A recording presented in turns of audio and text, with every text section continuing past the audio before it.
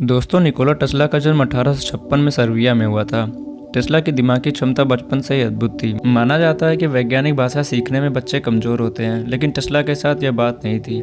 युवावस्था तक पहुंचते पहुंचते अपनी मातृभाषा सर्बो के साथ साथ इंग्लिश, फ्रेंच, जर्मन जैसी 8 भाषाएं लिखने, पढ़ने और बोलने लगे थे। वहीं गणित विज्ञान में तो उनकी विशेषज्ञता थी। उन्होंने ऑस्ट्रिया के ग्रेज स्थित पॉलिटेक्निक संस्थान से इलेक्ट्रिकल इंजीनियरिंग की पढ़ाई की और इसी दौरान उन्हें समझ में आ गया था कि बिजली के जिस रूप डायरेक्ट करंट डीसी को इतना बढ़ा चढ़ाकर उपयोगी बताया जा रहा है वह गलत है। टेस्ला उसी समय दूसरे विकल्प यानी एसी को ज़्यादा उपयोगी बनाने के बारे में सोचने लगे थे। दोस्तों, डीसी में इलेक्ट्रॉन सिर्फ एक ही दिशा में गतिमान होते हैं, जिससे बिजली को लंबी दूरी तक नहीं भेजा जा सकता, जबकि एसी में इलेक्ट्रॉन बार बार अपनी दिशा बदलते हैं, जिससे बिजली न सिर्फ ज़्यादा दूरी तक भेजी जा सकती है बल्कि उसे कई तरीके से उपयोगी भी बनाया जा सकता है। दोस्तों, 19वीं सदी के अंत तक डीसी बिजली को जादू की तरह देखा जा रहा था और इसके जादूगर थॉमस अल्वा एडिसन थे।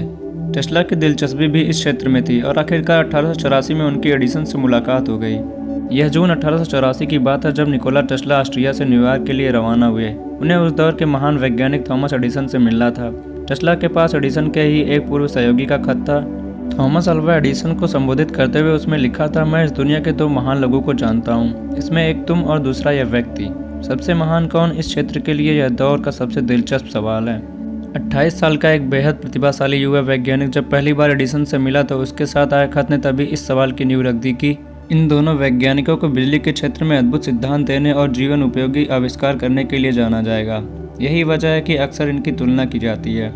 यह सवाल आज भी बुद्धिजीवियों और वैज्ञानिकों के बीच चर्चा का विषय है कि इन दोनों में सबसे प्रतिभाशाली वैज्ञानिक और आविष्कारक कौन था। बल्ब बनाकर दुनिया को रोशन करने वाले थॉमस अल्वा एडिसन या फिर अल्टरनेट करंट एसी का इस्तेमाल व्यवहारिक बनाकर धरती के कोने कोने तक बिजली पहुंचाने वाले निकोला टेस्ला।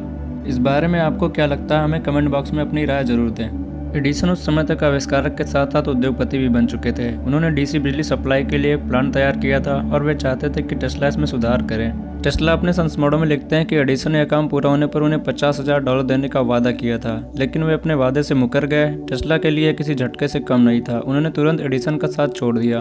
उस समय तक अमेरिकी निवेशकों और वैज्ञानिकों के बीच ये बात प्रचलित हो चुकी थी कि एसी पावर सिस्टम और एसी मोटर पर टेस्ला का काम बिजली के क्षेत्र में एक बड़ा बदलाव ला सकता है। इसी सोच के साथ वेस्टर्न यूनियन कंपनी ने तुरंत टेस्ला को अपने यहाँ काम का प्रस्ताव दे दिया। यहीं टेस्ला ने एसी पावर सिस्टम और मोटर का विकास किया था।